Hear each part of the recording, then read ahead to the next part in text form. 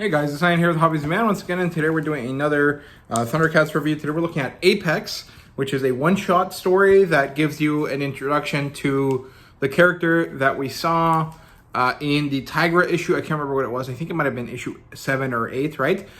This extra character that we see here, that is a new character to the franchise, if I remember correctly. This is, I'm pretty sure, Declan Shelby's character, but this story is actually written by Ed Bryson, who does the writing for the Silverhawks story, which I will not review on this channel, but I will mention it in the next review for ThunderCats, because I have thoughts about it. I just don't care enough to make a video about it. So yeah, and the artist here for this one shot is Rafa Lobosco, and I like that. I think his name is cool, and I actually really enjoy the artwork here. I think it's very nice. It's not the same as Drew Moss, but it is similar enough that it doesn't feel too odd or too weird or too different from the main vibe of the series, right?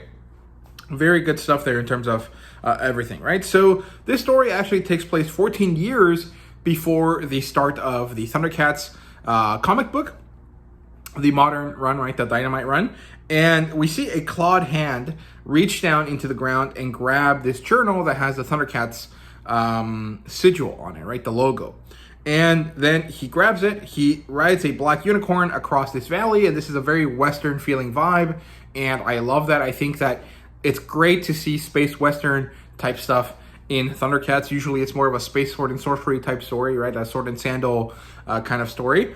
So having some of that space Western stuff feels very cool, very interesting, and a bit different from usual, right? So yeah, he's eventually stopped by these mutants that want to kind of take his stuff. He wants to get past them and try to not kill them and do anything with them, but they don't really listen to him, and so he does what he must, and he kills all of them in order to get them to leave him alone, after asking them, you know, where is the Mole Master? And no one really wants to tell him, and so he kills most of them, and the one that survives gives him information, and I think he kills him afterwards. So he goes off to a saloon in this small town. I can't remember what it's called, Thornburn, I think. And he goes into the bar, he talks to the bartender, and he asks for information. He is then threatened by the bartender to reveal his face, and it turns out that he is an old cat, a ThunderCat of some sort. He is from Thundera. And he looks vaguely familiar, but it's kind of unclear who it is. He does have the Eye of Omens, right? Right on his eyeball. He like removed his eye and put the jewel into his eye, and so he can use it to see. And it's very interesting, very crazy. And I guess this allows him to have sight beyond sight without the sword, which is pretty cool. And he starts a bar fight, because that's how it always goes when you enter a saloon. He wins the bar fight quite easily, and then he's off to this other place. He goes by this gate that says Thornburn on it, which I'm pretty sure is the exit gate from the town that he went to, and where he was at the saloon, right? But I can't remember off the top of my head, so I'm sorry about that. Then he continues traveling, and he gets kind of hit by quicksand somehow. Quicksand should not exist in the desert, so it actually is more like a pit just opened up below him, and he's sucked into it. He and his unicorn are. And when he's past the sand, he ends up in this cave. And inside the cave, there's a bunch of mole men, and there is this character that looks kind of like robot leg Darth Maul, who is called the Driller. And the Driller is like, hey man, you're talking about my boss, the Mole Master. If you do that, you're probably gonna kill him, and if you kill him, I don't get my money. So you need to stop doing that, right? And he tries to threaten him, and this character doesn't give a shit. And so the mole men attack, and he kills most of them quite easily. Then he goes up against the Driller, and they have a quick fight.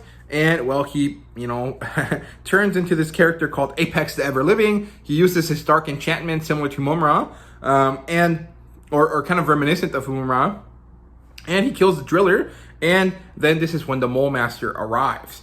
And they have a bit of a standoff. Apex is asked if he works for Boomerang, and he's like, no, don't even mention that name. I do not work for him. We learn through his dialogue that he is not a servant of Boomerang. He's not even called Apex. He is Lion-O from the future. He's like an old man Lion-O, if that makes sense. He is from the dark timeline, if you kind of know that concept.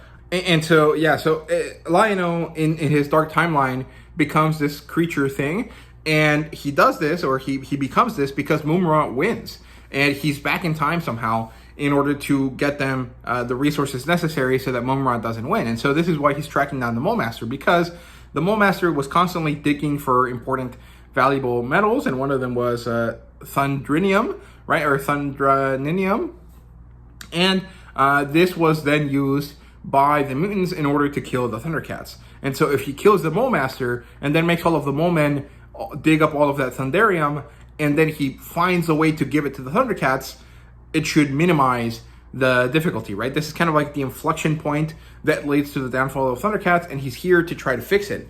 And I'm not sure if he will.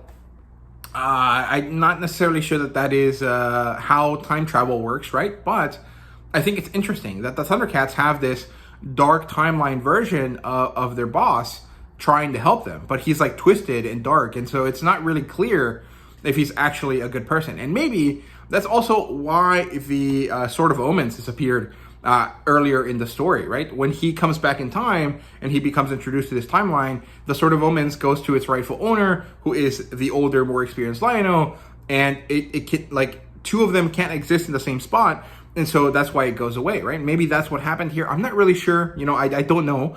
But it's a cool concept and it's an interesting idea. So I think that is my headcanon until we're proven it's different. And overall, I just really enjoyed this issue. I thought it was fun. It was very interesting. I like the styling a lot. I don't necessarily think I love the idea of like a future timeline Lion-O coming back in time. I think that at that point you're adding too many tropes, right? But at the same time, even though I might not necessarily like that trope, the execution was phenomenal. It was really, really enjoyable. I actually had a great time with this. So I'm very happy I read this. I'm very interested in the ThunderCats series going forward. And I can't wait for that new ThunderCats series, ThunderCats Lost, to start. So yeah, those are my thoughts on ThunderCats Apex. Let me know what you thought. Have you read it? Or are you going to read it after this? Let me know down in the comments. And thank you guys so much for watching. And see you guys later.